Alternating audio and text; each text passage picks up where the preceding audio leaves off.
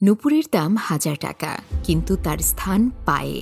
টিপের দাম ১ টাকা, কিন্তু তার স্থান কপালে। ইতিহাস সাক্ষী আছে, নুনে কখনো পোকা ধরেনি, কিন্তু মিষ্টিতে প্রত্যেক দিন ধরে। এমনকি পিঁপড়েও ছাড়ে না। মোমবাতি জ্বালিয়ে আমরা মৃত ব্যক্তিকে স্মরণ করি, আর মোমবাতি নিভিয়ে জন্মদিন পালন করি।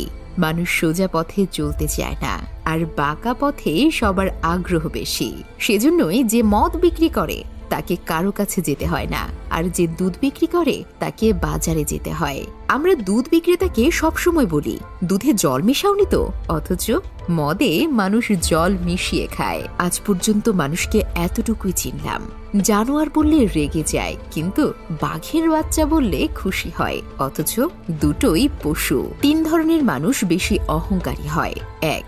বেশি শিক্ষিত হলে। ২. সুন্দর হলে। ৩. হঠাৎ বড়লোক হলে। একটা কথা কি জানো তো, যত নামি দামি রেস্টুরেন্টের খাবারই হোক না কেন, মায়ের হাতের রান্নার কাছে সব কিছু হার মেনে যায়। জীবনে সুখী হওয়ার ৩টি মন্ত্র। যার সাথে তোমার মনের মিল নেই তার সাথে সম্পর্ক রেখো না।